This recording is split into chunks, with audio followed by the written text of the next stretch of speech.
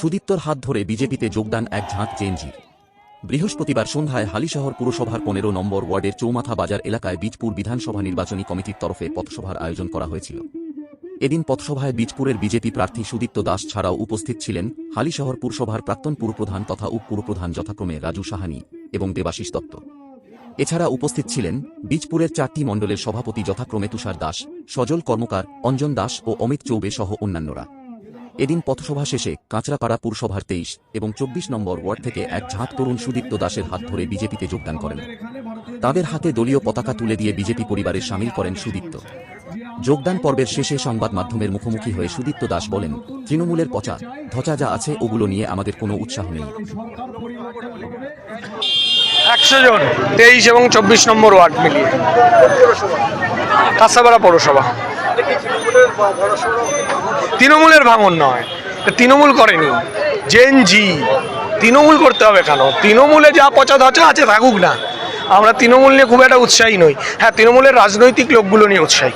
তৃণমূল ৯৮ সালে সরকারে এসছে, দোর্দণ্ড ২০১১তে সরকারে এসছে। ৯৮ সালে প্রতিষ্ঠিত একটা দল, দলটা দোর্দণ্ড প্রতাপ সিপিএমের বিরুদ্ধে লড়াই করেছে। ফলে সেই দলে রাজনৈতিক লোক নেই এরম তো নয়।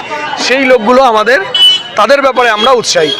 তারা এখন দলে কোণঠাসা, তারা জায়গা পাচ্ছে না, সম্মান পাচ্ছে না, তাদের ব্যাপারে উৎসাহিত আমরা। এবং সেই ধরনের ভালো মানুষগুলো কালকে একজনকে জয়েন করাবো। কিন্তু আমরা তৃণমূলের পচা ধচা, কান কাটা, ল্যাচ কাটা এদের নিয়ে উৎসাহিত নই। আমরা এইসব ঝকঝকে তরুণ মুখদের নিয়ে উৎসাহিত।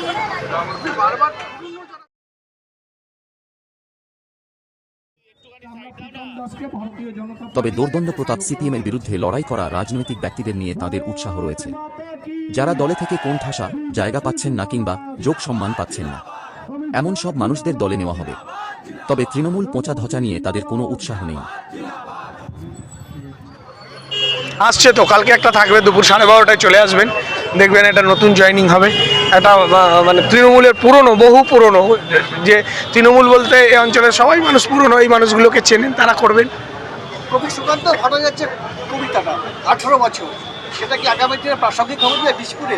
একদম, এটাই তো আমাদের আহ্বান ছিল। আজ নাকি 6 মাস আগে থেকে বলেছি, আজ নয়, আপনারা সাক্ষী। 6 মাস আগে থেকে বলছি যে জেএনজিরা বিদ্রোহের সূচনা করবে, জেএনজিরা আমাদের সাথে যোগ দেবে। যোগ দিচ্ছে তো, দেখছেন দলে। একটা ইয়ং অল্প বয়সী ছেলে কি শুনে যাবে তৃণমূলের কাছে? চুরি চামারি ছাঁচড়ামি, বলতে পারে না, গান গাইতে পারে না, কথা বলতে পারে না, লিখতে পারে না, কি যাবে, কি উৎসাহে যাবে? একটা তো কিছু তাদের মধ্যে আগুন দিতে হবে।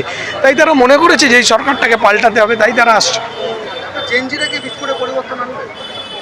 পরিবর্তন বীজপুরে হয়ে গেছে, যা দেখছেন, বাকি আনুষ্ঠানিক ঘোষণাটা বাকি। তার কথায় জেনারেশন জেড অর্থাৎ জেনজিরা বিদ্রোহের সূচনা করবে। তারা মনে করে এই সরকারটাকে পরিবর্তন করতে হবে, তাই তারা বিজেপিতে যোগদান করছেন বলে দাবি সুদীপ্ত। ব্যুরো রিপোর্ট, কলমের দুনিয়া।